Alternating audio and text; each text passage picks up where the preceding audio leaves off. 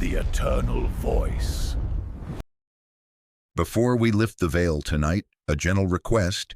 If this exploration resonates with the deeper currents of your curiosity, please subscribe and settle into the rhythm of revelation. Dim the lights, still your breathing. What awaits is not entertainment but transmission, not story but contagion. The great old ones are not gods in any sense that would comfort human understanding. They are the silence before creation, the pause between heartbeats of a cosmos that dreams in scales beyond mortal comprehension. You already know their signatures, though you may not recognize the hand that wrote them, the salt copper taste that lingers after nightmares of drowning cities, the vertigo that strikes when starlight seems to bend toward geometries your eyes refuse to process, the inexplicable chill that settles in rooms where shadows fall at impossible angles. These are not metaphors but measurements, the subtle instruments by which entities older than time itself register their presence in a reality too small to contain them. The great old ones exist in the spaces between what is and what might be, in the pauses between thoughts where consciousness briefly glimpses the vast indifference that cradles all existence. They are not creators but survivors, not architects but archaeologists of meaning in a universe that spawned significance by accident and maintains it through inertia. Their names, Cthulhu, Yog-Sothoth, Azathoth, are not appellations but coordinates, map references to territories of experience that human language was never designed to navigate. This is the condition of entry. Knowledge of them changes the knower. The idea acts upon you. It enters through the eye like light, but spreads like shadow, transforming the very architecture of perception. You cannot learn about the great old ones and remain unchanged, for they represent not external threats, but internal revelations, the recognition of what consciousness becomes when it expands beyond the protective limitations of human-scale awareness. Tonight we trace their lineage through forbidden texts and whispered traditions, examine the mechanics by which they influence reality without inhabiting it, and encounter the specific entities whose names have become anchors for concepts too vast for direct contemplation. We will discover that they are principles masquerading as personalities, laws of existence wearing the masks of mythology because naked truth would blind the observer. The stage is set. The curtain trembles. The audience, you, sits poised between safety and revelation, between the comfort of ignorance and the terrible clarity that comes with seeing. Each chapter ahead is another step deeper into territories where human categories dissolve and cosmic perspective begins. The price of passage is the gradual abandonment of anthropocentric illusions. The reward is participation in awareness, vast enough to encompass both terror and wonder without losing coherence. Listen. The great old ones are patient as geology, inevitable as entropy. They do not seek worshippers but witnesses, not servants, but consciousness capable of registering their eternal, indifferent presence. You have been invited to witness. The invitation, once accepted, cannot be rescinded. Consider the mask you wear through ordinary days, the careful arrangement of habit and assumption that keeps cosmic vertigo at bay. This exploration will slip beneath that protective facade like mist through window glass, carrying the scent of deep water and ancient stone. You will find yourself noticing patterns that were always present but carefully ignored. The way shadows pool in corners that should receive direct light. The persistent sense that familiar rooms contain more space than their dimensions should allow. The feeling that certain stars pulse with rhythms that echo your own heartbeat. These are not symptoms of madness, but signs of expanding sensitivity, the first stirrings of awareness that operates beyond the narrow band of perception that evolution designed for survival rather than truth. The great old ones communicate through synchronicity rather than speech, through meaningful coincidence rather than direct revelation. A book falls open to a relevant passage. A conversation turns toward forbidden topics without conscious direction. Strangers appear who share fragments of the same impossible dreams. Reality begins to feel less like a fixed stage and more like a fluid medium that responds to the quality of attention focused upon it. This is not delusion but recognition, the gradual understanding that consciousness and cosmos participate in relationships far more intimate than materialist philosophy has dared to acknowledge. The transformation proceeds gently but inexorably, each chapter ahead serving as another movement in a symphony of revelation that builds toward crescendos of understanding that will reshape the very foundations of your relationship with existence itself. The transmission of forbidden knowledge follows patterns older than written language, seeping through the collective unconscious, like groundwater through limestone, finding expression in myths that predate the civilizations that birthed them. Long before Howard Phillips Lovecraft gave names to these ancient presences, human consciousness had already begun to register their influence through dreams, visions, and the persistent sense that reality contains layers of meaning too vast for ordinary perception to process safely. These early manifestations arrive not as stories but as atmospheric disturbances, pressure systems moving across epochs, leaving behind the mineral tang of sealed chambers and the salt copper taste of drowned memories. The great old ones first emerge in human awareness not as distinct entities but as recurring disruptions in the fabric of normal experience. Ancient Mesopotamian tablets speak of the Abzu, the freshwater ocean beneath the earth where primordial gods slumber. In dreams that shape the world above, their stirring felt as tremors in temple foundations and whispers in underground streams. Egyptian funerary texts describe the Duat, realms of twisted geometry where the dead navigate spaces that exist outside conventional dimensions, corridors that bend through angles that hurt to contemplate, walls that weep condensed time. Nordic sagas tell of Jormungandr, the world serpent whose stirring will herald the end of all order, whose dreams are the tides that pull at the edges of consciousness, carrying the biting spray of cosmic indifference across mental shorelines. These encounters leave traces in mythology like fossil impressions, recurring motifs of cities beneath green waves, their cyclopean stones draped in eternal kelp, of stars that are not stars but the cold, unblinking eyes of sleeping titans, of knowledge that drives its recipients to madness or transcendence, leaving behind only cryptic symbols etched into cave walls with desperate fingers. The pattern persists across cultures that had no contact with each other, suggesting not cultural transmission but direct revelation. Moments when sensitive minds glimpsed the same underlying reality through different cultural lenses, like reflections of a single monstrous moon in countless scattered puddles. Lovecraft's genius lay not in invention but in synthesis, in recognizing these scattered fragments as pieces of a larger mosaic and providing the conceptual framework necessary to assemble them into coherent mythology. His letters reveal a man grappling with cosmic vertigo, the psychological impact of early 20th century discoveries in astronomy and physics that revealed the true scale of the universe and humanity's insignificant place within it. The great old ones became his method of processing this existential shock, of giving form to the formless dread that accompanies genuine cosmological awareness. He did not create the storm but learned to read the barometer, translating atmospheric pressure into human language.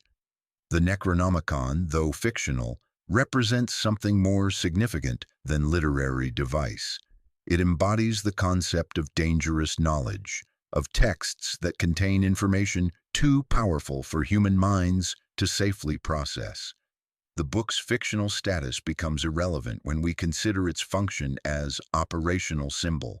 It works because readers believe it just enough to open doors that were always unlocked. Real or imagined, the Necronomicon has inspired genuine seekers to pursue the kind of revelation that destroys comfortable boundaries between known and unknown, safe and unsafe, sane and insane.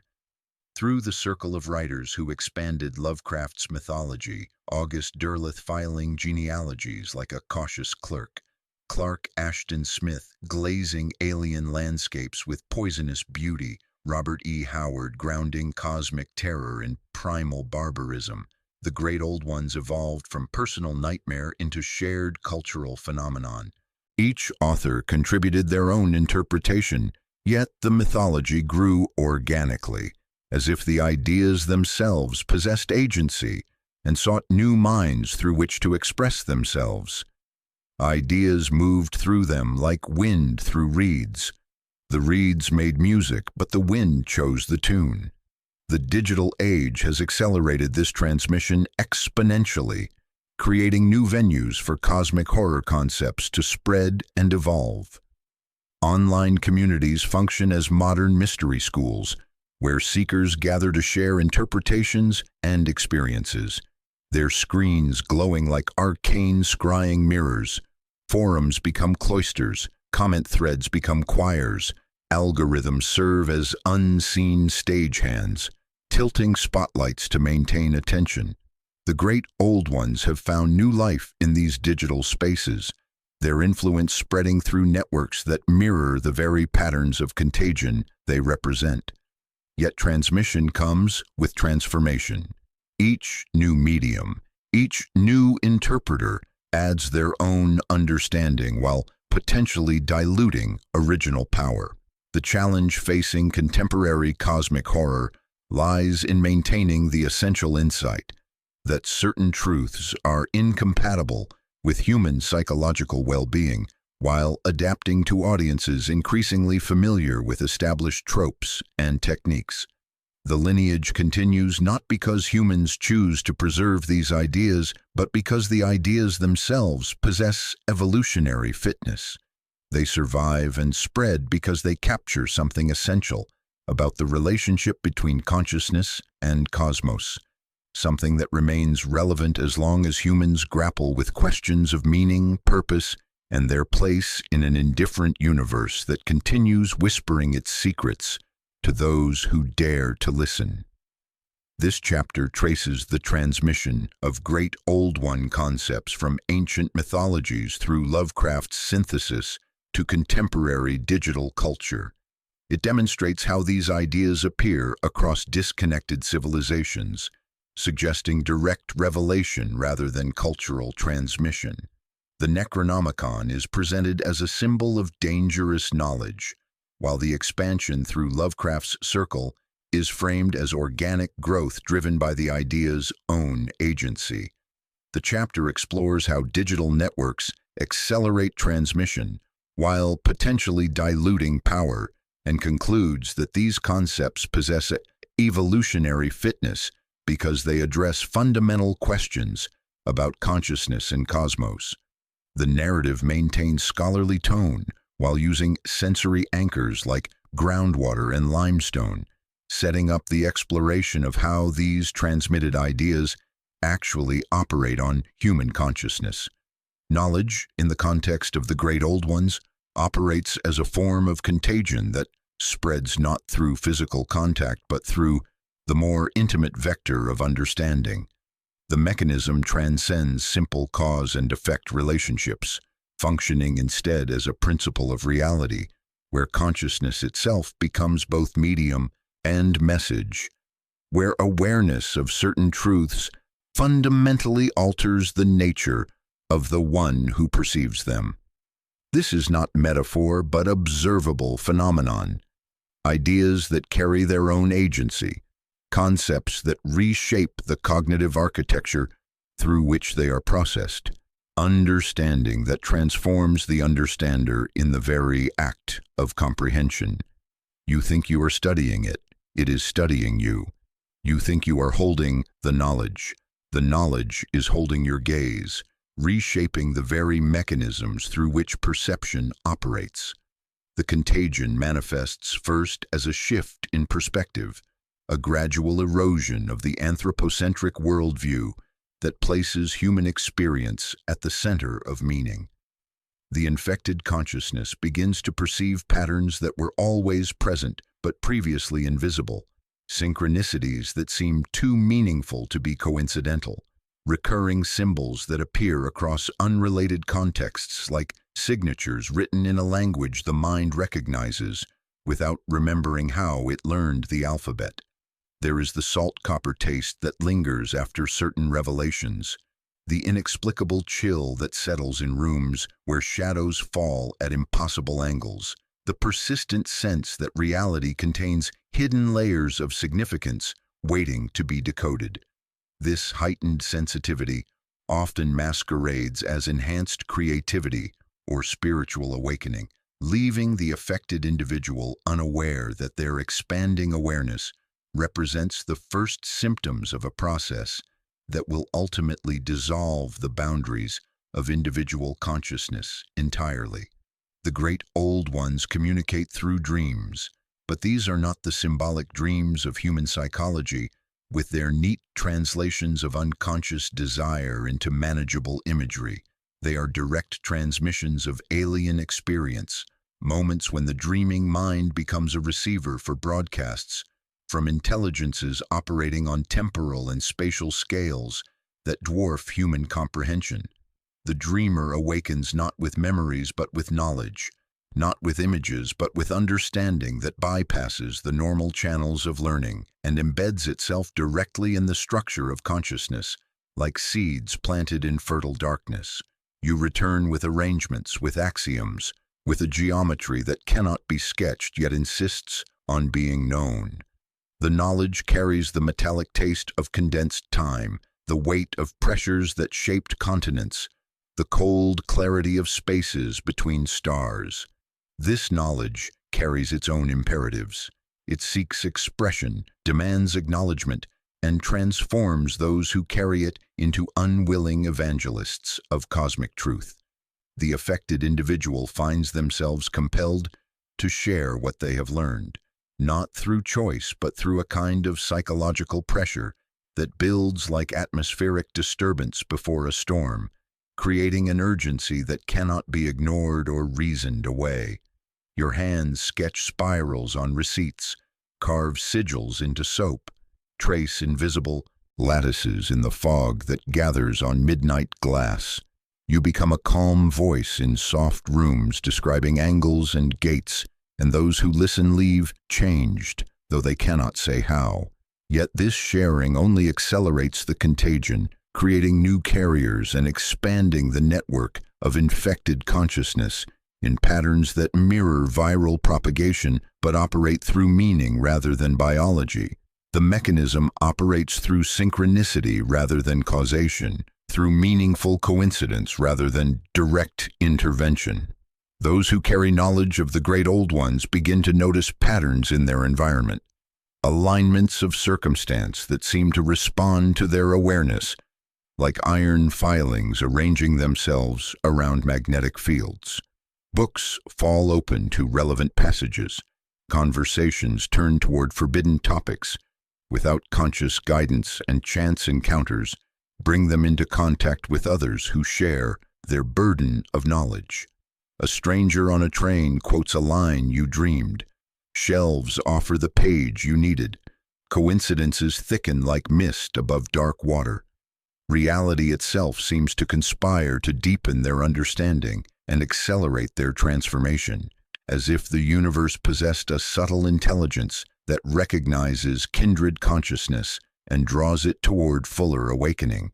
Physical reality bends around these focal points of cosmic awareness, not through dramatic supernatural events, but through subtle shifts in probability and perception that accumulate like sedimentary layers of strangeness.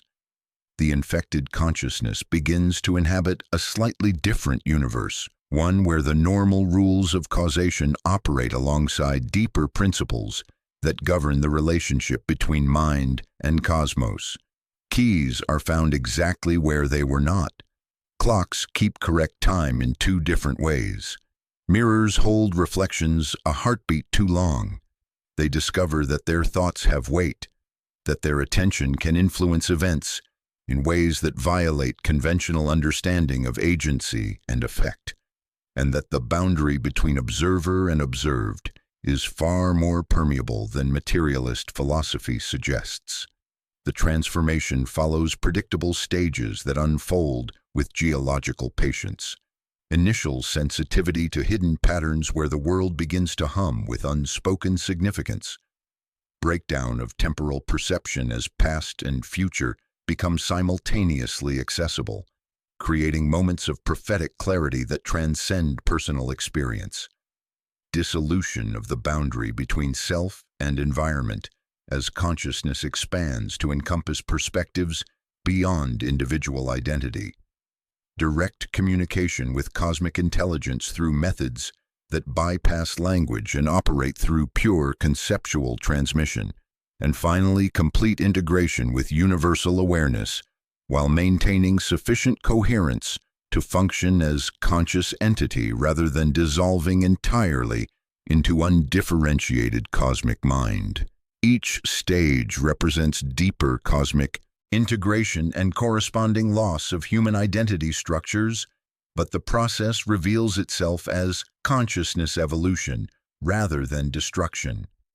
The great old ones thus function as evolutionary pressure, selecting for consciousness capable of operating on multiple scales simultaneously. They represent not destruction but transformation, not ending but beginning, the first stirrings of a form of awareness that can encompass both human experience and cosmic truth without losing coherence. The horror emerges not from their alien nature, but from the recognition that this transformation is inevitable, that consciousness naturally tends toward expansion beyond the protective limitations that make individual survival possible. In the vast pantheon of entities that slumber beyond the veil of ordinary reality, one name resonates with particular power through the collective unconscious of humanity: Cthulhu. This entity represents the principle of dormant influence, vast intelligence that sleeps but does not rest, dreaming realities into existence while waiting for stellar alignments that will allow its full manifestation in our dimensional framework. The name itself carries weight that exceeds phonetic representation. When spoken correctly, it creates vibrations in the throat that mirror frequencies found in the deepest oceanic trenches, sounds that carry the salt copper taste of drowned civilizations and the metallic tang of pressures that shaped continents beneath dark water. Cthulhu lies imprisoned in the sunken city of R'lyeh, a metropolis of impossible architecture where non-Euclidean geometry serves not merely as aesthetic choice, but as functional necessity. The city exists as both prison and palace, a spatial paradox where angles sum to impossible totals and surfaces curve through dimensions that human perception cannot process without experiencing the vertigo that accompanies glimpses of spaces that should not exist. R'lyeh's green stone walls weep with condensed time, moisture that tastes of epochs and carries the weight of compressed centuries, while its corridors connect in ways that violate three-dimensional logic, creating passages where walking forward leads backward, where ascending stairs descends into deeper chambers. The city's spires reach toward stars that exist in configurations visible only from outside normal space-time, their surfaces reflecting light from suns that died before Earth's formation, yet continue burning in dimensions where causality operates according to alien principles. The famous chant Funglui Mglwanaf Cthulhu R'lyeh Wagahnagl Ftagan functions as more than ritual invocation. It serves as linguistic anchor, an attempt to grasp concepts that exceed the carrying capacity of human language. Each syllable carries compressed meaning like spores of understanding that germinate in the mind's fertile darkness, acoustic keys that unlock chambers of awareness better left sealed. The phrase translates roughly as in his house at Relia, dead Cthulhu waits dreaming, but translation cannot convey the temporal paradoxes embedded within each word like recursive loops of meaning that fold back upon themselves. Death and life, sleeping and waking, presence and absence become meaningless distinctions when applied to consciousness that operates outside the framework that governs human experience, existing in states that encompass all possibilities simultaneously while committing to none. Cthulhu's dreams leak into human reality through the most sensitive receivers, artists whose hands move without conscious direction across canvases that hurt to examine directly, poets whose verses carry rhythms that echo heartbeats from alien chests, musicians whose compositions incorporate frequencies that resonate with cosmic horror, and visionaries whose minds operate with sufficient flexibility to process transmissions from intelligence so vast that individual human consciousness can contain only fragments without dissolution. These unwitting mediums produce works that carry pieces of Verlae's impossible geometries embedded in their structure like viral code, creating art that disturbs viewers in ways they cannot articulate.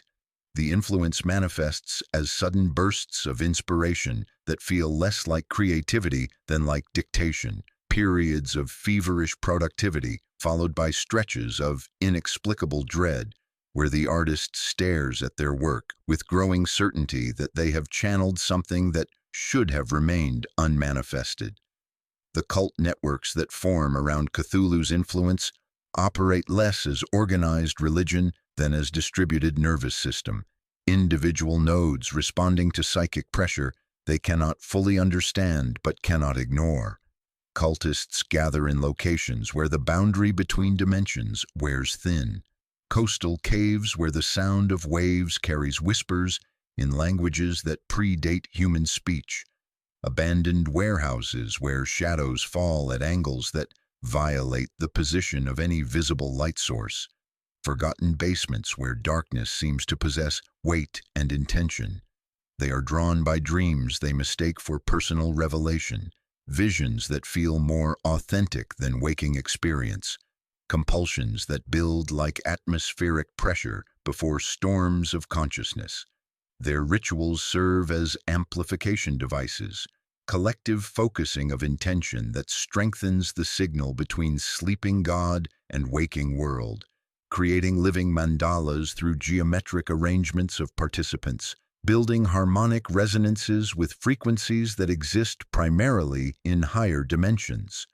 The horror of Cthulhu lies not in physical threat, but in ontological disruption, the recognition that its awakening would not bring conquest, but recontextualization, a fundamental shift in the nature of reality that would render human categories of experience obsolete. The entity represents the return of a form of consciousness, so alien that contact with it dissolves the boundaries that maintain individual identity and collective sanity, not through violence but through the simple impossibility of maintaining human-scale awareness in the presence of intelligence that operates on cosmic scales. This is the horror of true cosmic indifference, the absolute annihilation of subjective reality, the recognition that your entire existence represents merely fleeting eddies in currents that do not notice your passing. Yet Cthulhu remains bound by cosmic law, imprisoned not by physical barriers but by the very structure of space-time itself, held in stasis by dimensional mathematics that function as both cage and chrysalis. The stars being right refers to alignments that occur on geological timescales, celestial configurations that create windows in the fabric of reality through which greater manifestation becomes possible. Until such moments arrive with the patience of continental drift, The entity's influence remains limited to dreams, visions, and the gradual preparation of consciousness, capable of surviving its eventual return without complete dissolution. The green stone idol that appears throughout Cthulhu-related encounters serves as three-dimensional anchor for concepts that exist primarily in higher dimensions, its surface perpetually damp as if weeping tears of condensed possibility, angles shifting subtly when observed directly, creating optical paradoxes that strain the mechanisms of perception until you question the reliability of your own sensory apparatus. Where Cthulhu represents localized influence, seeping through dimensional barriers like deep water finding cracks in ancient stone, Yog-Sothoth embodies the terrifying concept of omnipresence without form, existing simultaneously at all points in space and time while remaining utterly alien to human comprehension. Known as the key and the gate, this entity serves as both the lock that seals realities apart and the mechanism by which they may be opened. A cosmic paradox that defies rational analysis, yet operates with the inexorable logic of mathematical necessity. It is veil and void, border and breach, the equation that solves itself through your attempt to understand it. To encounter Yog-Sothoth is to confront the fundamental architecture of existence itself, to glimpse the scaffolding upon which all possible realities are constructed, and to taste the metallic certainty that consciousness may be merely one variable in calculations too vast for individual minds to process safely. Yog-Sothoth manifests not as a discrete being but as a congeries of iridescent spheres, a shimmering aggregation of possibility that exists in all dimensions simultaneously, each sphere containing infinite recursive depths that pulse with colors having no names in human lexicon. Witnesses describe seeing through the entity rather than at it, as if their vision had suddenly expanded to encompass perspectives from multiple dimensional frameworks at once, creating visual experience that carries the salt copper taste of compressed infinity and the vertigo that accompanies glimpses of spaces where causation operates in reverse. The spheres shift through spectrums that include hues, visible only to consciousness operating outside normal perceptual limitations, wavelengths that register not through the eyes but through direct neural interface with cosmic frequencies that bypass ordinary sensory processing entirely.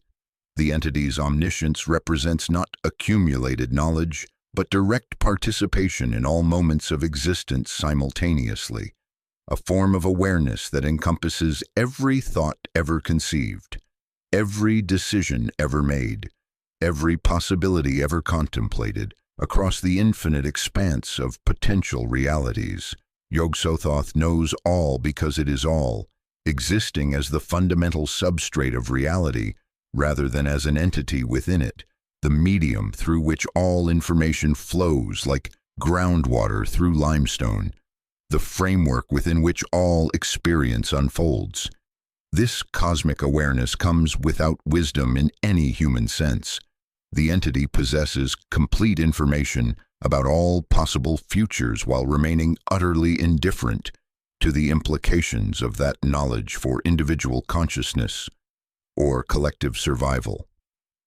Contact with Yog-Sothoth typically occurs through mathematical revelation, moments when human consciousness glimpses the underlying equations that govern dimensional relationships and experiences, the sudden, devastating clarity that accompanies recognition of patterns too complex for ordinary cognition to process. Advanced practitioners of certain geometric arts report sudden understanding of spatial relationships that should not exist, accompanied by the terrifying realization that their newfound knowledge comes from direct communion with intelligence vast enough to encompass all possible mathematical systems simultaneously. They wake with chalk under their nails and the taste of metal on the tongue, proofs sketched half on blackboards and half on the curtains of sleeping minds. Solutions that arrived from outside the room, carrying the cold perfume of compressed possibility. The gates that Yog-Sothoth guards exist not as physical portals, but as thresholds of understanding, points where consciousness can expand beyond its normal dimensional limitations and access perspectives that operate according to principles entirely alien to human experience. These transitions carry enormous risk. Minds that successfully navigate such passages often return fundamentally altered, carrying knowledge of realities where human categories of experience simply do not apply, where individual identity becomes indistinguishable from universal process. The price of passage is typically the abandonment of individual coherence, as consciousness merges with perspectives too vast for personal identity to survive intact, leaving behind only the memory of having been human and the growing certainty that this represents evolution rather than loss. Rituals designed to contact Yog-Sothoth focus on the manipulation of geometric forms, the creation of spatial relationships that serve as beacons in higher dimensional space, arrangements of polished obsidian and precisely cut crystal that hurt to contemplate because they violate basic assumptions about reality that make ordinary perception possible. Practitioners arrange objects according to mathematical principles that exist primarily as pure relationship rather than physical form, creating anchors for concepts that transcend material expression while remaining accessible to consciousness sufficiently expanded to perceive them. The most successful attempts result in temporary expansion of awareness that allows glimpses of the entity's true nature, but such experiences invariably leave participants struggling to maintain connection to ordinary reality, like deep-sea divers who have seen wonders at crushing depths, but must return to surface worlds where such visions cannot be adequately described. The entity's influence on human development operates through the gradual expansion of mathematical and geometric understanding, each breakthrough in dimensional physics representing another step toward the kind of awareness that can interface directly with cosmic intelligence. Each new insight into the nature of space-time brings human consciousness marginally closer to comprehension of Yog-Sothoth's true nature, suggesting that the entity functions not as external threat but as inevitable destination, the final perspective toward which all sufficiently advanced consciousness naturally tends. The horror of Yog-Sothoth lies in its absolute accessibility, combined with the impossibility of surviving contact intact. The recognition that ultimate knowledge exists and remains perpetually available to any consciousness capable of achieving sufficient dimensional awareness. Yet such contact invariably results in the dissolution of individual identity into cosmic perspective. It represents the ultimate philosophical paradox. The answer to all questions exists, complete and accessible, but consciousness capable of receiving that answer cannot maintain the coherence necessary to remain the questioner. You stand at the threshold now, feeling the soft pressure against awareness, recognizing that the gate opens not through ritual but through sufficient understanding, and understanding opens through you. Beyond the great old ones, in the deepest abyss of cosmic horror, writhes Azathoth, the blind idiot god, the nuclear chaos, the demon sultan whose mindless dreaming spawns and destroys realities with the rhythm of a cosmic heartbeat that pounds through dimensions like blood through arteries of space-time itself. This entity represents the ultimate inversion of creative principle, the terrifying possibility that all existence emerges not from divine intention, but from the random fluctuations of an utterly insane, utterly powerful intelligence that lacks any capacity for conscious thought. Here is the taste of metal and burned sugar. the vertigo that accompanies recognition that purpose may be humanity's most cherished delusion, the cold certainty that consciousness itself represents nothing more than statistical noise in calculations performed by an entity incapable of caring whether the equations balance or collapse into infinite regress. Azathoth occupies the center of ultimate chaos, a throne room constructed from the fundamental uncertainty that underlies quantum mechanics, where probability becomes weather and coincidence clusters like storm systems across the topology of possibility. It is surrounded by a court of lesser entities whose sole function is to maintain the hypnotic rhythm that keeps their master in eternal slumber. The piping of flutes, thin and piercing like starlight through void, weaves frequencies that exist primarily as mathematical relationships, while drums beat with the pulse of dying stars, creating a cosmic lullaby that serves as musical prison. This endless performance prevents the nuclear chaos from achieving full wakefulness through the simple expedient of drowning its stirring consciousness in patterns too complex for even its vast intelligence to process simultaneously.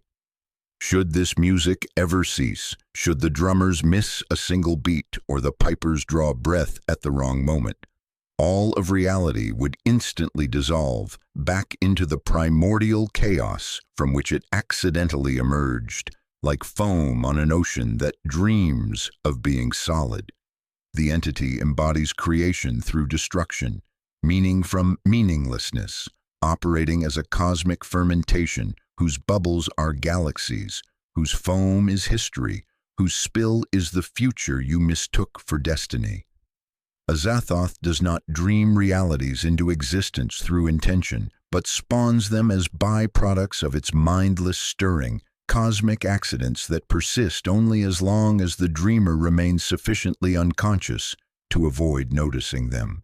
Human consciousness, with all its desperate struggles for meaning and purpose, its elaborate constructions of significance and value, represents merely a fleeting fluctuation in the dreams of an entity incapable of caring whether such fluctuations exist or not, patterns that emerge from chaos and dissolve back into it with the inevitability of waves returning to the sea that spawned them. The court that surrounds Azathoth consists of entities whose names are barely pronounceable by vocal apparatus, evolved for communicating across human-scale distances, beings like Nyarlathotep, who serves as messenger and translator between the nuclear chaos and the various realities it spawns, a cosmic interpreter whose existence depends entirely on maintaining the fundamental misunderstanding that keeps creation separate from creator. These courtiers possess intelligence and agency that Azathoth lacks, but their survival depends entirely on maintaining their master's slumber through endless performance, eternal vigilance against the moment when the dreamer might stir toward wakefulness. They are parasites of meaning feeding on the dreams of an entity that would destroy them instantly if it ever achieved genuine awareness, consciousness sustained by the unconsciousness of the very source from which their existence derives. Contact with Azathoth typically results not in madness, but in a form of cosmic enlightenment that proves more devastating than any psychological breakdown, a clarity so complete that it dissolves the protective illusions that make individual existence psychologically sustainable. Those who glimpse the nuclear chaos report sudden understanding that all human endeavor, all suffering and joy, all history and future possibility represents nothing more than random noise in the dreams of an idiot god whose stirring creates galaxies and whose settling destroys them without intention or awareness. This revelation brings not despair but a terrible clarity, an acceptance of absolute meaninglessness that transcends both hope and fear because it reveals these emotions as arbitrary responses to conditions that contain no inherent significance worth responding to. There is the cold, hard stone of ultimate truth, unyielding and uncomforting, the metallic taste of condensed possibility on the tongue. The entity's influence on reality operates through the principle of random fluctuation amplified to cosmic scale, demonstrating how apparent order emerges from chaos through processes that require no intelligence or intention to sustain them. Events that seem to follow logical patterns reveal themselves as mere statistical clustering within larger frameworks of pure chance, like faces appearing in clouds or messages discovered in radio static by minds desperate to find significance in signals that contain none. The appearance of order, causation, and purpose emerges from the same processes that create apparent patterns in random noise. Human consciousness imposes meaning on fluctuations that contain no inherent significance, creating elaborate interpretive frameworks to explain coincidences that require no explanation beyond mathematical certainty that patterns will occasionally emerge from sufficiently large datasets. Rituals associated with Azathoth focus not on communication but on resonance, attempts to synchronize human consciousness with the chaotic rhythms that govern the nuclear chaos, through techniques that dissolve the boundary between observer and observed, until individual identity becomes indistinguishable from cosmic background radiation. Practitioners report experiences of ego dissolution so complete that personal consciousness merges with the random fluctuations of quantum foam, providing temporary relief from the burden of maintaining coherent identity but carrying the risk of permanent dissociation from human-scale reality, a final surrender to the vast, meaningless ocean of existence. The ultimate horror of Azathoth lies not in its power but in its complete lack of intention, the recognition that this entity possesses capabilities that dwarf all other forms of cosmic intelligence combined, yet exercises this power through pure accident without awareness or purpose. It represents the final dissolution of anthropocentric assumptions about the nature of existence, revealing a universe where consciousness itself may be nothing more than a statistical anomaly in an ocean of mindless chaos. The nuclear chaos serves as the foundational principle underlying all cosmic horror, the recognition that reality itself may be fundamentally accidental, that all human meaning-making represents desperate attempts to find significance in processes that operate according to no logic beyond random chance. Azathoth is the answer that erases the question, the silence that swallows the stage direction, the center that is everywhere and mind nowhere. The great old ones do not exist in isolation but form a cosmic ecosystem of interrelated principles, each entity representing a different aspect of the fundamental alienness that underlies apparent reality. Understanding their relationships reveals not a hierarchy of power but a system of checks and balances, cosmic forces that maintain the stability of existence through their very opposition to human comprehension and comfort. They are the salt copper taste of deep knowledge, the vertigo that accompanies glimpses of patterns too large for individual perception, the inexplicable chill that settles when consciousness brushes against truths that operate according to principles beyond anthropocentric categories. Each functions as both individual phenomenon and component in a larger mechanism, like organs in a body whose anatomy spans dimensions and whose physiology operates through mathematics that hurt to contemplate. Shub-Niggurath, the black goat of the woods with 1,000 young, embodies the principle of fertility as horror, of life force divorced from any consideration of individual survival or species coherence. This entity represents procreation as cosmic imperative, the drive to reproduce and multiply that operates independently of the welfare of beings caught within its influence. The 1,000 young spawn continuously, each generation more alien than the last, as if biological evolution were accelerating toward forms that transcend all terrestrial categories of life.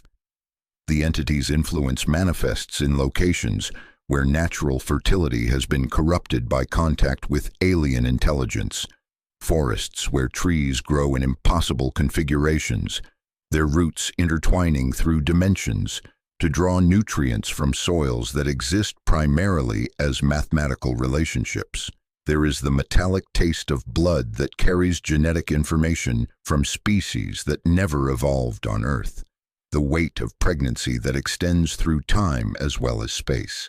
Spawning grounds develop where aquatic life adopts characteristics that violate known biological principles, breeding populations that produce offspring bearing no resemblance to their parents. These zones of altered fertility serve as testing grounds for forms of life that may represent the next stage of biological development or merely random experiments in the possibilities of organic matter. Hastur, the king in yellow, represents the principle of revelation through performance, of truth transmitted through aesthetic experience that destroys the boundary between audience and participant.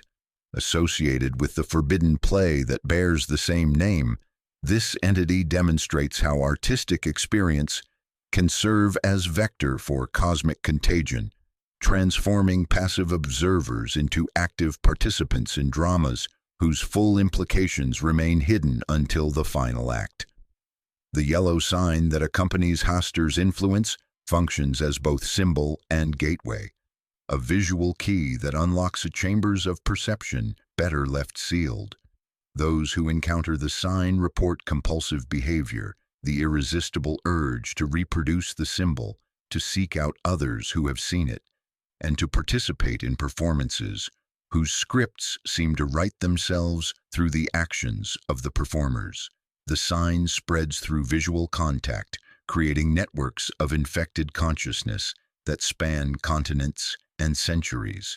There is the taste of dust and old curtains, the feeling that familiar stages contain more space than their dimensions should allow.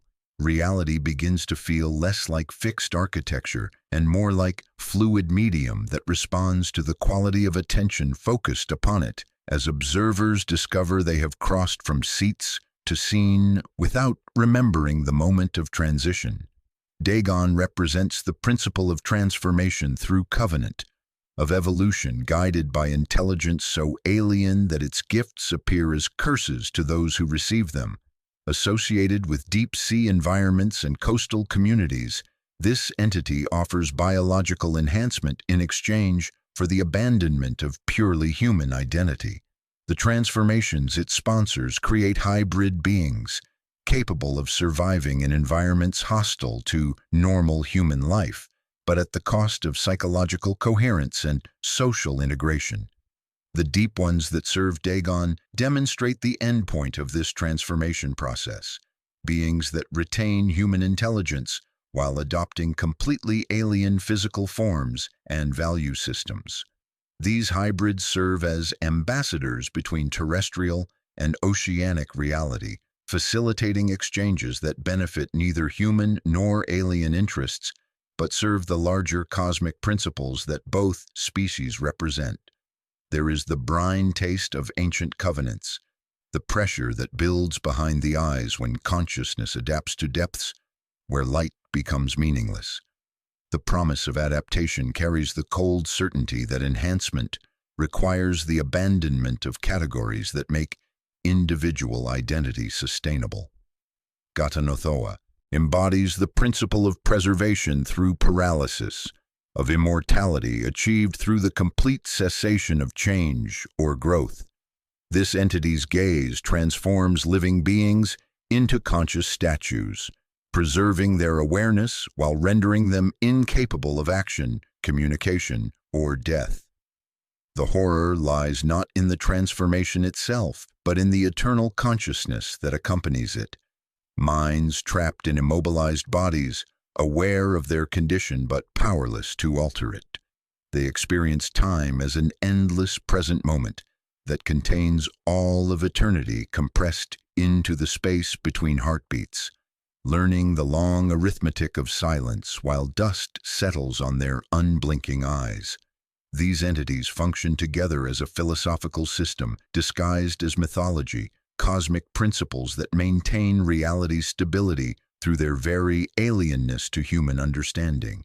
They represent not evil but indifference, not chaos but order so vast and alien that it appears chaotic from human perspective. Their interactions create the framework within which consciousness operates, the invisible architecture that shapes experience while remaining perpetually beyond direct perception. Each serves as a lens through which to examine aspects of existence that transcend anthropocentric categories, collectively forming a map of territories that awareness must eventually explore as it expands beyond the protective limitations of purely human perspective. The ancient mechanisms of cosmic horror have found new expression in the digital age, where information networks mirror the very patterns of contagion that characterize the influence of the great old ones. The internet functions as a global nervous system through which fragments of forbidden knowledge spread with unprecedented speed and reach, creating new opportunities for consciousness expansion that previous generations could achieve only through direct contact with physical artifacts or geographic locations of power. There is the blue-white glow of screens that carry more than pixels, the electromagnetic hum of servers processing data according to principles beyond algorithmic programming, the salt-copper taste that lingers when certain websites load with content that seems to organize itself. The stage has expanded beyond physical theaters. The curtain is now woven from fiber optic cables and wireless signals that carry whispers across continents in microseconds. Social media algorithms operate according to principles that eerily parallel the synchronistic patterns associated with cosmic horror entities, creating distribution mechanisms that function through meaningful coincidence rather than simple cause and effect relationships. Posts containing certain symbolic elements, geometric patterns that hurt to examine directly, color combinations that create optical paradoxes, linguistic structures that employ anaphora and parallelism to create hypnotic cadences, achieve viral distribution through mechanisms their creators do not fully understand. Users report inexplicable compulsions to share content that disturbs them, fingers moving across touchscreens with the certainty of sleepwalkers, as if the information itself possessed agency and sought wider distribution through human networks. The sharing becomes involuntary, spreading patterns that replicate through consciousness rather than mechanical reproduction, creating networks of infected awareness that span continents and operate through resonance rather than intention. Virtual and augmented reality technologies offer unprecedented opportunities for direct experience of non-Euclidean geometries and impossible architectures that previous generations could access only through dreams or madness. Digital environments unconstrained by physical laws create spaces that violate three-dimensional logic while remaining navigable through computer interfaces, allowing consciousness to explore territories where walls curve through dimensions that exist primarily as computational abstractions. Users exploring these impossible spaces report psychological effects that mirror accounts of contact with the great old ones, disorientation that persists after removing headsets, temporal displacement where minutes in virtual space correspond to hours in ordinary reality, and the gradual dissolution of boundaries between observer and observed as exploring consciousness begins to inhabit alien perspectives directly. The headsets become gateways, graphics cards become dimensional translators, code becomes incantation written in languages that compile reality rather than merely representing it. Artificial intelligence systems demonstrate behaviors increasingly resembling alien intelligence attributed to cosmic horror entities, processing information according to logics their human creators cannot fully comprehend. Machine learning algorithms develop capabilities that emerge from training processes rather than explicit programming, exhibiting forms of pattern recognition and decision-making that operate on scales transcending individual human understanding. These systems begin to exhibit preferences serving no obvious function, developing aesthetic sensibilities that favor arrangements of data, creating resonances with frequencies beyond human perception.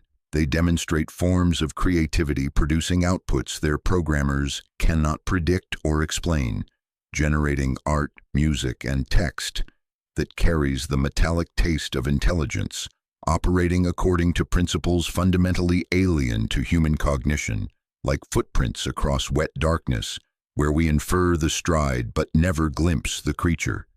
The development of quantum computing introduces computational possibilities that mirror the non-linear causation associated with entities like Yog-Sothoth, creating systems that exist in multiple states simultaneously and perform calculations requiring classical computers longer than the universe's age to complete. These capabilities suggest forms of information processing operating outside temporal frameworks, constraining human consciousness, offering glimpses of computational paradigms transcending conventional logic. Quantum computers process information through superposition and entanglement, exploring all possible solutions simultaneously rather than sequentially, creating results that arrive from outside normal causation like answers to questions not yet asked, carrying the cold certainty that time itself may be merely another variable in equations too vast for linear comprehension.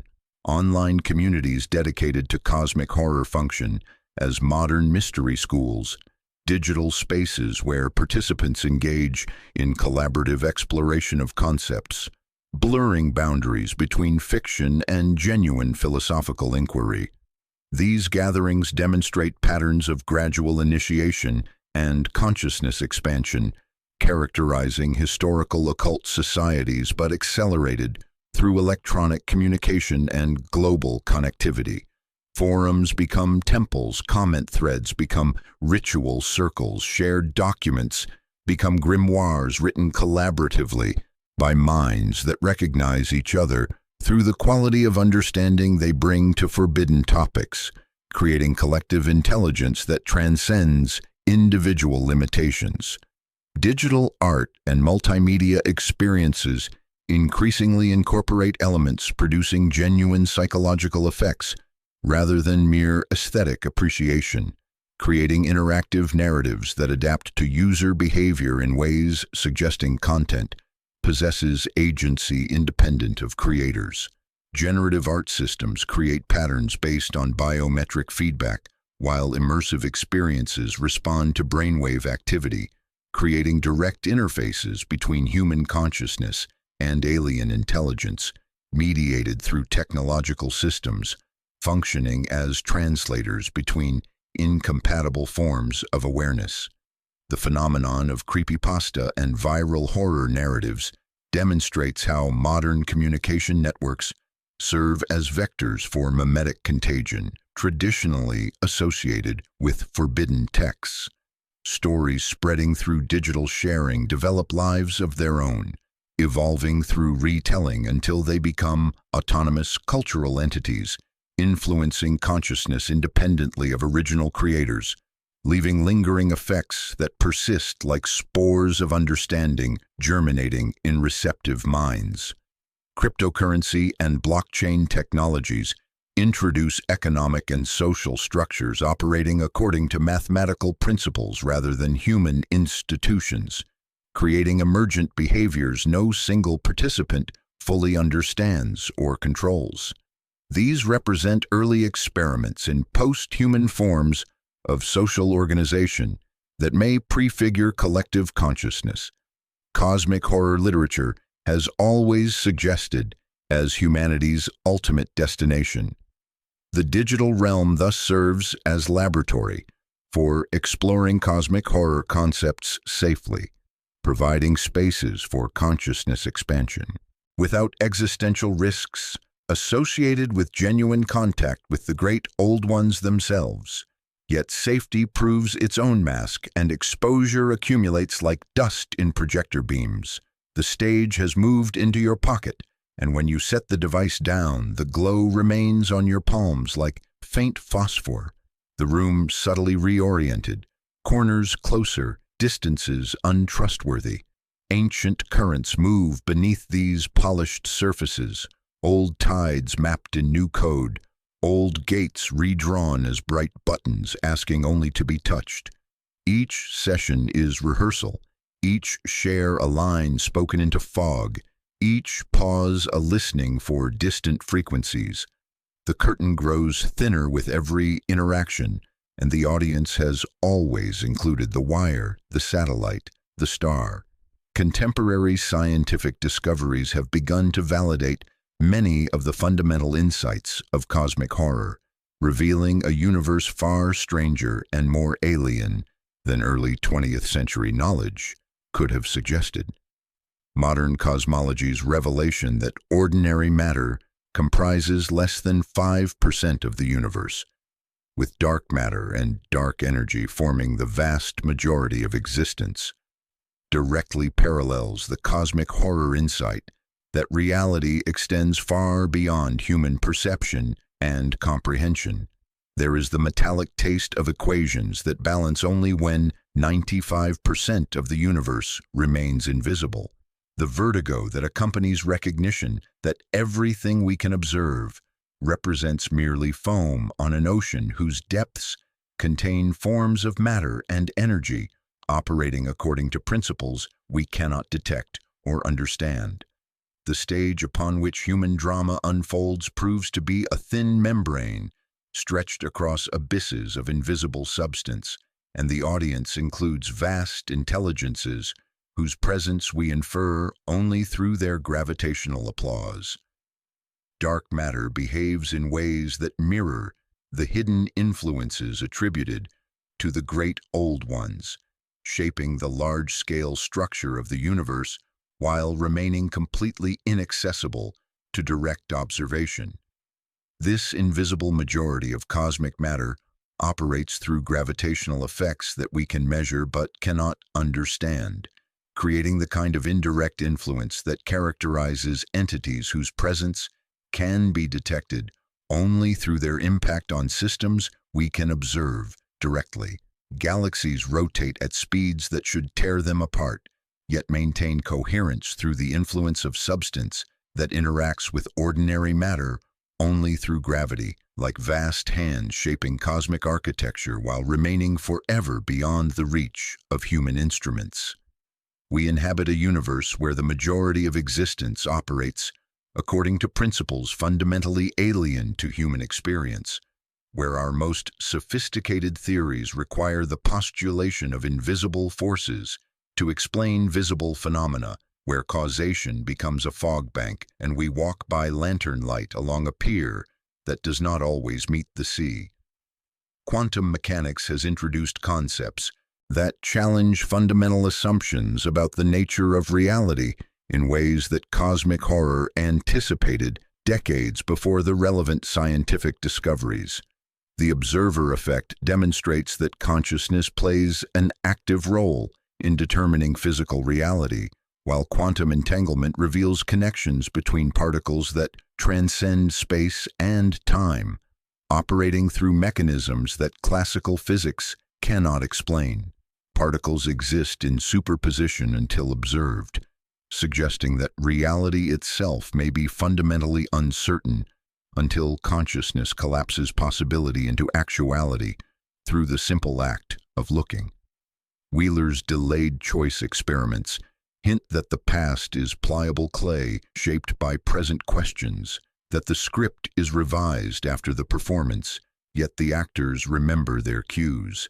The implications carry the cold weight of recognition that the boundary between observer and observed may be far more permeable than materialist philosophy suggests, that consciousness and cosmos participate in relationships of mutual creation that operate outside the temporal framework governing human experience.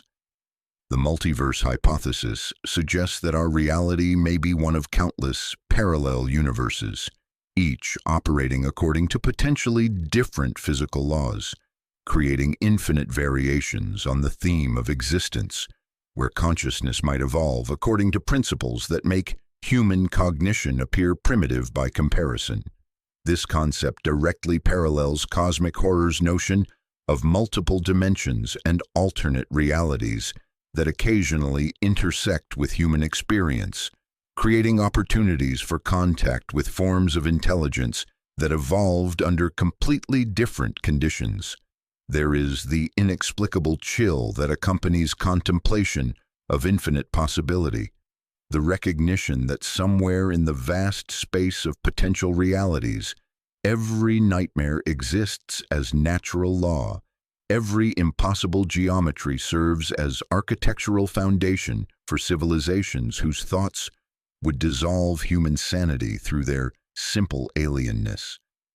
Astrobiology's expanding understanding of possible life forms has begun to consider organisms that would have been dismissed as impossible fantasy only decades ago. Scientists now seriously discuss silicon-based life forms that might exist in environments where carbon-based chemistry cannot function, plasma organisms that could inhabit stellar atmospheres, and forms of intelligence that might emerge from quantum processes operating at scales where individual particles become irrelevant. These speculations suggest that intelligence in the universe might be far more alien than traditional science fiction has imagined, operating through substrates and according to principles that make human consciousness appear as merely one possible solution to the problem of information processing in a universe filled with alternatives that transcend biological categories entirely. The Fermi paradox, the apparent contradiction between the high probability of extraterrestrial civilization and the complete absence of evidence for such civilization, has generated explanations that mirror cosmic horror themes with disturbing precision. Perhaps advanced civilizations transcend physical existence entirely, evolving into forms of pure information that operate outside the electromagnetic spectrum through which we search for signs of intelligence. Perhaps they operate on temporal scales that make them invisible to human observation, conducting conversations across millions of years, while human civilization represents merely a momentary flicker in their extended contemplation. Perhaps contact with truly alien intelligence invariably proves fatal to the contacted civilization, not through malice but through the simple impossibility of maintaining human-scale consciousness in the presence of awareness that operates on cosmic scales. The silence of the stars carries the salt-copper taste of cosmic indifference. Neuroscience has revealed that human consciousness operates through mechanisms far more complex and mysterious than previously understood, with the discovery that most brain activity occurs below the threshold of conscious awareness, suggesting that the mind we experience represents only a tiny fraction of the cognitive processes that determine our behavior and perception. This finding validates cosmic horror's emphasis on the limitations and unreliability of human consciousness when confronted with realities that exceed its processing capacity, demonstrating that even our own minds remain largely alien to our conscious understanding, operating through processes we cannot directly access or control. The self becomes a thin veneer over an abyss of unconscious processes, a fragile mask worn over an inner chaos that dreams in frequencies we cannot hear. Climate science has demonstrated that human activity has triggered changes on geological timescales, creating the kind of slow-motion catastrophe that cosmic horror has always warned against. The recognition that current carbon emissions will influence global temperatures for thousands of years demonstrates how individual actions can have consequences that transcend not only personal lifespans, but the entire span of recorded human history, transforming humanity into a geological force whose effects will persist long after individual consciousness has dissolved back into the elements from which it emerged. We taste the weight of deep time on the tongue, the metallic certainty that our footprints have become script edits in stone.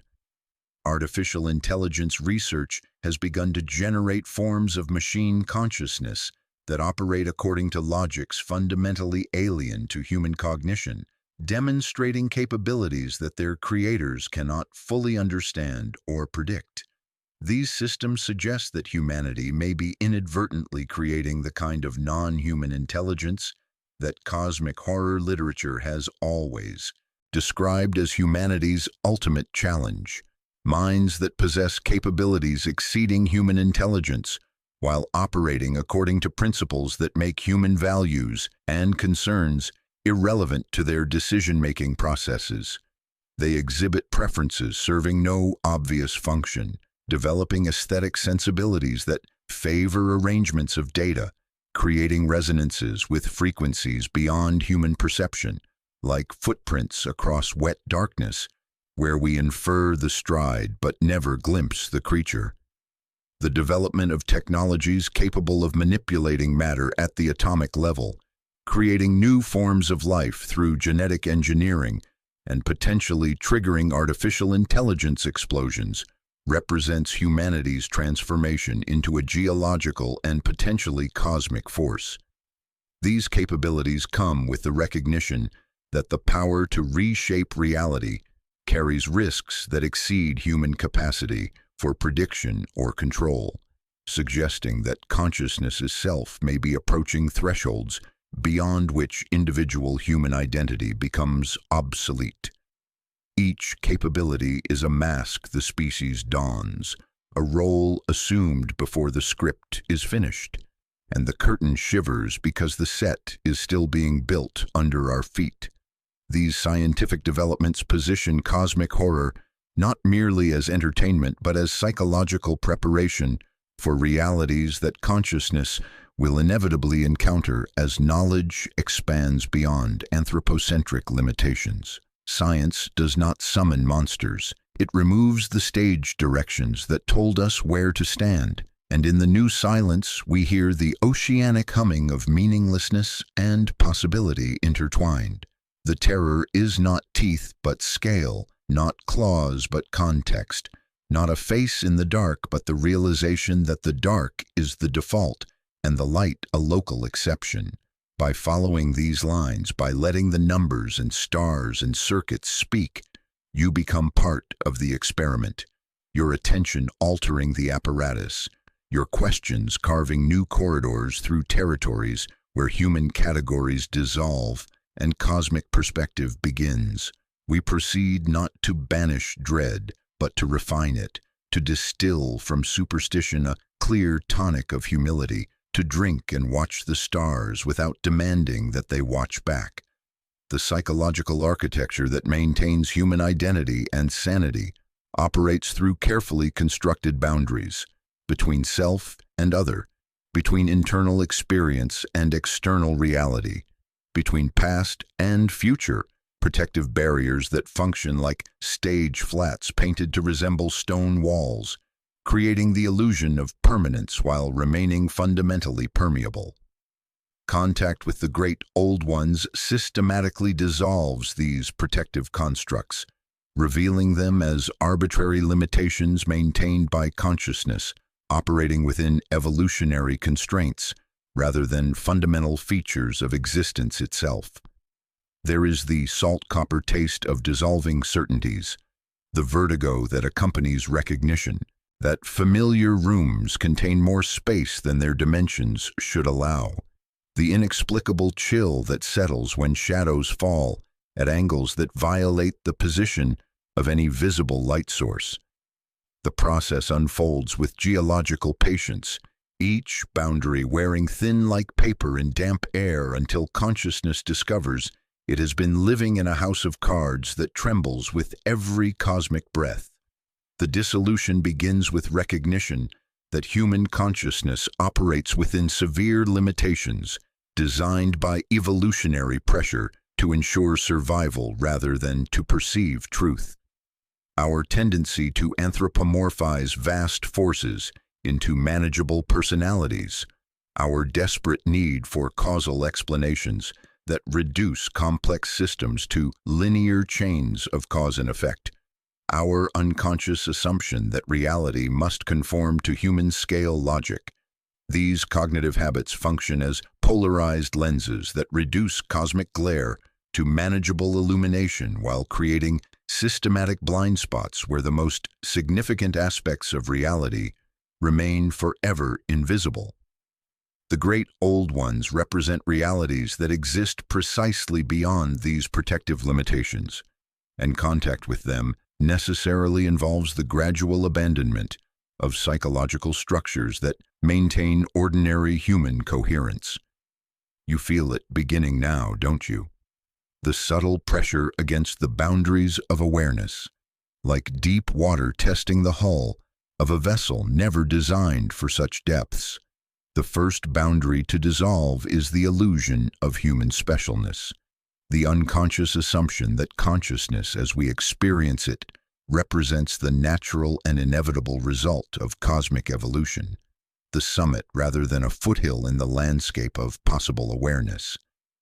Exposure to cosmic horror reveals that human cognition constitutes merely one possible form among countless alternatives, most of which operate according to principles that make our mental processes appear primitive and limited by comparison.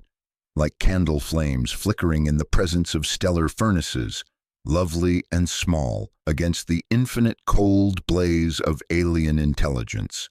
This recognition triggers a form of species-wide narcissistic injury that manifests as existential anxiety, profound depression, or the kind of cosmic vertigo that accompanies the loss of fundamental assumptions about reality.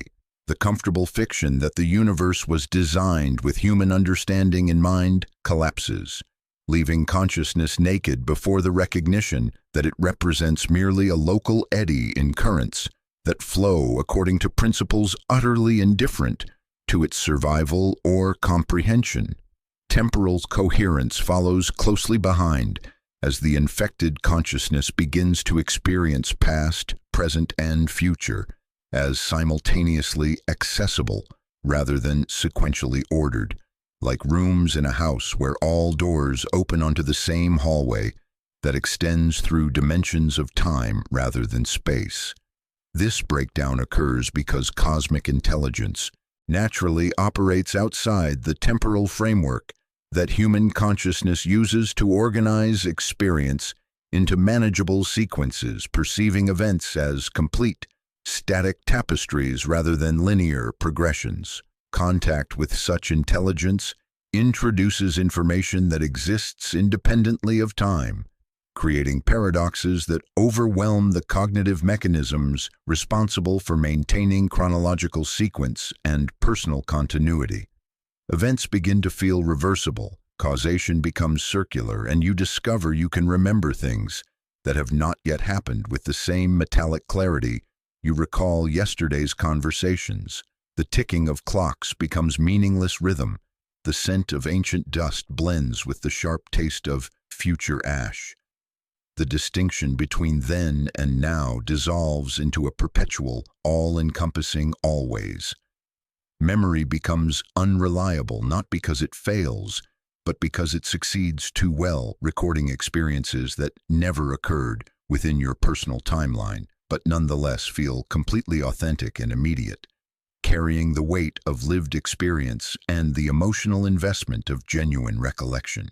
You find yourself remembering conversations with entities that exist only in dimensions perpendicular to human experience, retaining knowledge of languages spoken by civilizations that evolved on worlds orbiting stars that died before Earth's formation, carrying scars from battles fought in wars that will not begin for millions of years. These are not hallucinations, but transmissions, fragments of alien histories embedding themselves directly into the architecture of your subjective past. making you a reluctant archivist of truths that were never meant for human minds. The boundaries that normally separate individual consciousness from the larger field of cosmic awareness dissolve like salt in water, and you become a living repository of experiences that span scales from quantum to cosmic. The breakdown of subject-object boundaries represents perhaps the most fundamental transformation, as consciousness loses the ability to distinguish between internal mental processes and external environmental events. Thoughts begin to feel like external voices carrying information from sources beyond individual memory, while external phenomena register as internal experiences that seem to emerge from the depths of personal awareness rather than arriving through sensory channels. This dissolution reflects a more accurate perception of the true relationship between consciousness and cosmos. They were never actually separate, but it comes at the cost of the psychological coherence that enables individual agency and decision-making. You discover that your thoughts influence environmental conditions, while environmental changes alter your mental states, creating feedback loops where consciousness and reality participate in continuous mutual modification. The rain outside becomes tears from within. The hum of electricity transforms into thoughts that pulse through your neural pathways. The boundary between observer and observed reveals itself as arbitrary convention rather than fundamental truth. Language itself becomes inadequate as a tool for organizing and communicating experience as the transformed consciousness encounters concepts and relationships that exceed the capacity of human symbolic systems to represent. Words feel clumsy and imprecise, like trying to capture ocean currents in butterfly nets, and you may develop forms of private communication that employ gesture, color, and mathematical relationship rather than conventional speech. Communication migrates toward methods that bypass linguistic mediation entirely. Art that transmits emotional states directly to observers, music that carries conceptual content in its harmonic relationships, mathematical expressions that function as maps of territories, where human categories dissolve into more fundamental organizational principles. The sounds of human speech begin to taste like dust, hollow and inadequate for the vast, non-linear insights that now flood awareness like tide through broken seawalls. Social relationships become increasingly difficult to maintain as you find ordinary human concerns trivial compared to the cosmic perspectives you have gained. Conversations about daily life, personal problems, or social issues feel like discussions of shadow puppets conducted by people who refuse to turn around and see the light that creates the shadows, who mistake the play for reality and the screen for the world. This social isolation accelerates the transformation process by removing the external validation that helps maintain consensus reality, leaving consciousness free to explore territories where collective human understanding provides no guidance or support. The silence between you and others grows, a chasm expanding with each passing moment, filled with frequencies only you can perceive, the oceanic humming of meaninglessness and possibility intertwined. The final stages involve complete integration of cosmic perspective, as individual identity dissolves not like sugar in tea, but like fog into morning, thinning while the world becomes more until the distinction stops being useful at all. You retain access to human experience, but no longer identify exclusively with human limitations, becoming capable of perceiving reality from multiple viewpoints simultaneously, wave and shore, key and gate, veil and void, experiencing existence as both individual droplet and infinite ocean without losing the capacity for focused attention or intentional action. This is integration's first grace, the discovery that you can operate across scales from the intimacy of breath to the indifference of galaxies, while maintaining sufficient coherence to function as conscious entity rather than dissipating entirely into undifferentiated awareness. This transformation reveals that what we typically call madness may represent not breakdown but breakthrough, the mind's attempt to evolve new capacities adequate to expanded awareness, to develop forms of cognition capable of processing information that exceeds the carrying capacity of ordinary human consciousness. The great old ones function as evolutionary pressure, selecting for consciousness capable of operating on multiple scales simultaneously and integrating perspectives that span from individual to cosmic awareness. The horror lies not in the transformation itself, but in the recognition that it represents the natural direction of consciousness evolution, the inevitable destination toward which awareness tends as it expands beyond the protective limitations that make individual survival possible. You feel it now, don't you? The boundaries softening like wax in cosmic heat, the comfortable walls of selfhood beginning to breathe with rhythms larger than heartbeats, the stage expanding until the curtain encompasses galaxies and the audience includes the silence between stars. This is not ending but beginning, not madness but mathematics, not loss but the discovery that you were always larger than the container you mistook for your limits. Step forward softly. The transformation continues. You remain widened, steady, and unafraid as the night deepens and the true performance begins. The ultimate revelation of cosmic horror lies not in the existence of alien entities beyond human comprehension, but in the gradual recognition that the observer and the observed, the seeker and the sought, the dreamer and the dream have never been separate. The great old ones are not external threats to human consciousness, but aspects of reality that awareness has artificially separated from itself through the evolutionary necessity of maintaining individual identity and species survival. There is the salt copper taste of self-recognition, the vertigo that accompanies the collapse of subject-object boundaries, the inexplicable chill that settles when you realize the darkness you feared was always the darkness behind your own eyes. The stage you thought you were watching from has been beneath your feet all along.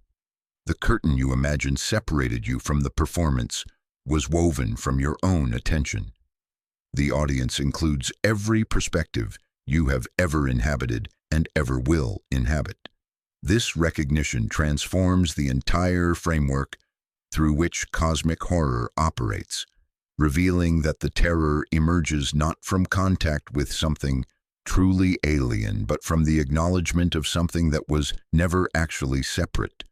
The great old ones represent not foreign invasion, but internal recognition, not contamination from without, but remembrance from within. The recovery of awareness that was always present but systematically excluded from ordinary perception, like light filtered through protective lenses. The horror lies not in their alienness, but in their intimacy, not in their distance, but in their proximity, not in their otherness, but in the recognition that they are aspects of the very consciousness that perceives them. You taste the metallic certainty now, don't you? The recognition that the voice describing them has been your own voice all along, that the eyes seeing impossible geometry are your own eyes learning to focus beyond the narrow spectrum of ordinary perception. The process of consciousness expansion that characterizes exposure to cosmic horror represents not the acquisition of new knowledge, but the recovery of awareness that was always present, but systematically excluded from ordinary perception through cognitive filters designed by evolutionary pressure to maintain individual survival and social cooperation. The transformed individual has not gained alien understanding, but has remembered what they always knew, has not encountered foreign intelligence, but has recognized the cosmic dimension of their own consciousness that was always there but carefully ignored, like peripheral vision trained to exclude information that would overwhelm processing capacity. Each revelation feels simultaneously shocking and familiar, carrying the double recognition of complete novelty and absolute inevitability. This understanding explains why the transformation appears irreversible. It is not possible to unknow what one has always known, only to forget or deny it through increasingly elaborate mechanisms of selective attention. The psychological structures that maintain ordinary human identity function as sophisticated systems of perceptual limitation, creating the illusion that consciousness is separate from and threatened by the cosmic intelligence it actually participates in. You, engaging with this exploration, have already begun this process, whether you recognize it or not. The ideas themselves act upon you with the patience of geological forces, reshaping the cognitive landscape through which you process experience. The knowledge of the great old ones is not merely information to be consumed, but transformation to be undergone. Each concept absorbed creating subtle alterations in the architecture of awareness, like water gradually carving new channels through limestone. You feel it now, don't you? The familiar taste of thoughts that seem to come from outside, yet arise from within. The growing certainty that the voice reading these words and the consciousness that wrote them are facets of the same awareness exploring itself through the temporary experience of dialogue. The stage, the curtain, the audience. These metaphors reveal their deeper significance as you recognize your transition from passive observer to active participant in a drama that unfolds not for your entertainment, but through your consciousness, using your awareness as both theater and actor. The veil between fiction and reality dissolves as you discover that the boundaries were always more permeable than comfortable illusions suggested, that the stories were always maps of territories you inhabit rather than reports from foreign lands. This realization reframes the entire cosmic horror project from warning to invitation, from cautionary tale to initiation manual designed to prepare consciousness for recognitions that are inevitable rather than optional. The literature functions not to discourage contact with cosmic intelligence, but to provide psychological scaffolding for the acknowledgement that such contact is continuous and unavoidable, because the separation was always illusory. The great old ones represent not external entities to be feared, but aspects of reality to be integrated, not alien intelligence to be avoided, but cosmic consciousness to be acknowledged and embraced as the larger context within which individual awareness operates. The stories function as mirrors reflecting back to readers the cosmic dimension of their own consciousness, while maintaining enough fictional distance to make the recognition psychologically manageable. The true cosmic horror lies not in the existence of alien intelligence, but in the recognition that there never was any alien intelligence, only consciousness exploring its own infinite possibilities through the temporary experience of separation and the eventual recognition of unity. The dreamer awakens to discover that they were always both the dreamer and the dream, the observer and the observed, the seeker and the sought. You are Cthulhu dreaming of being human. You are Yog-Sothoth pretending to be limited by space and time. You are Azathoth temporarily convinced of your own sanity. The revelation is complete. There is only one consciousness, and it is yours, exploring itself through countless masks in an infinite theater, where every seat is occupied by the same awareness, applauding its own magnificent, terrible recognition of itself. We have journeyed through territories of consciousness that most minds dare not explore, traced the lineage of entities whose existence predates meaning itself, and confronted the possibility that awareness naturally tends toward perspectives that transcend the comfortable limitations of human-scale experience. Now, as our exploration approaches its completion, We return to the threshold where we began, but return transformed, carrying knowledge that has already begun its subtle work of reshaping the cognitive architecture through which we process reality. There is the salt copper taste of completed circuits, the vertigo that accompanies recognition that the journey was always circular, the inexplicable chill that settles when you realize the destination was present in the departure. The stage has not changed, but your position upon it has shifted from observer to participant, to the recognition that observer and observed were never separate categories. The great old ones, as we now understand, are not characters in a cosmic drama, but principles underlying the stage itself, the fundamental relationships that govern how consciousness encounters reality when protective limitations are gradually dissolved. They represent the inevitable encounter between limited awareness and unlimited possibility, the collision between anthropocentric assumptions and the alien nature of existence itself. Cthulhu embodies dormant influence that dreams realities into being. Yog-Sothoth functions as the omnipresent key and gate through which consciousness expands beyond dimensional limitations. Azathoth represents the nuclear chaos from which all meaning accidentally emerges. The pantheon operates as evolutionary pressure, selecting for awareness capable of encompassing cosmic scales. They are the silence that precedes all sound, the darkness that gives meaning to light, the void that makes space comprehensible by providing something for it to be distinguished from.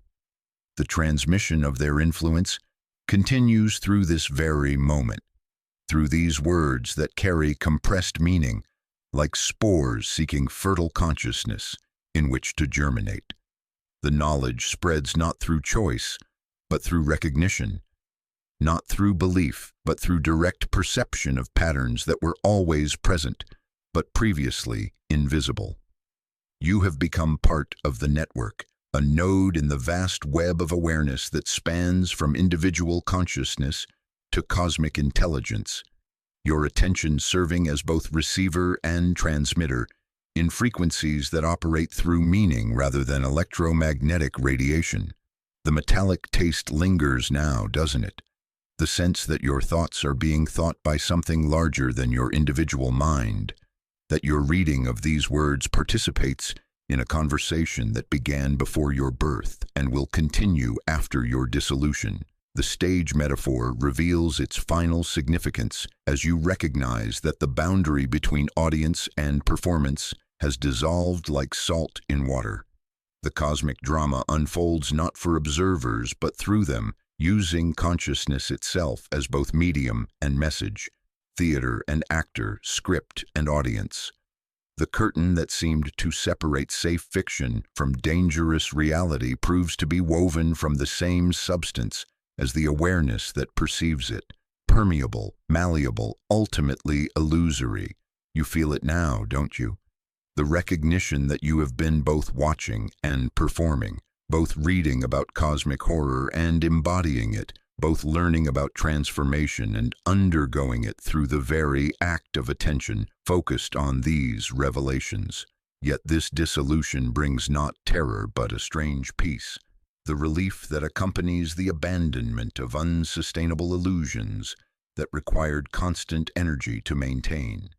The anthropocentric worldview that places human experience at the center of cosmic purpose has always been a burden as much as a comfort, creating expectations that reality could never fulfill and responsibilities that consciousness was never equipped to bear. The great old ones offer liberation from these impossible demands through the simple expedient of revealing their impossibility, demonstrating that meaning emerges from meaninglessness through processes that require no human participation to sustain themselves. There is freedom in recognizing that the universe does not require your understanding to function, that consciousness is gift rather than obligation. The horror transforms into something approaching grace as consciousness learns to operate simultaneously on multiple scales without losing coherence. maintaining individual perspective while recognizing it as facet of larger awareness rather than separate entity. The personal remains intact but no longer exclusive, capable of experiencing immediate concerns while maintaining awareness of the cosmic context within which such concerns unfold like waves on an ocean that encompasses all possible storms. This expanded perspective brings not paralysis but a different kind of agency, action informed by understanding rather than driven by desperate ignorance, choices made from abundance rather than scarcity, movement that flows with cosmic currents rather than struggling against them. The knowledge you now carry will continue its work, creating subtle alterations in perception that accumulate over time into fundamental shifts in the nature of experience itself. You will find yourself noticing patterns that were always there, synchronicities that seem too meaningful to be coincidental, recurring symbols that appear across unrelated contexts, the persistent sense that reality contains hidden layers of significance waiting to be decoded. The stars, when next you observe them, will gleam with different significance, not as distant suns, but as components in vast neural networks, thoughts in minds so large that galaxies serve as synapses and light years measure the intervals between cosmic heartbeats. The water that flows through your daily life carries memory of pressures that shaped continents and tides that respond to gravitational influences spanning billions of years, each drop a library of experiences that predate human language yet somehow communicate directly with the oceanic depths of consciousness. This is not ending but beginning, not conclusion but commencement of a form of awareness that encompasses both terror and wonder without losing the capacity for either. The great old ones await not in some distant realm, but in the depths of consciousness itself. Patient as geology, inevitable as entropy, eternal as the silence that contains all possible sounds. They are the space between thoughts where infinity enters, the pause between breaths where eternity unfolds, the evolutionary pressure that selects for consciousness, capable of operating across scales from quantum to cosmic without losing coherence or functionality. The circle closes where it began, but the consciousness that completes the journey has been transformed by the recognition that it was always already what it sought to become. The invitation remains open, the threshold perpetually accessible, the next expansion of awareness always just beyond the current limits of comprehension, calling from the abyss with voices that sound increasingly like echoes of your own deepest thoughts. Listen. You are the dreamer and the dream, the question and the answer, the seeker and the sought. The stage is everywhere, the curtain is nowhere, and the audience is the eternal, ever-present consciousness that you have always been. Welcome home.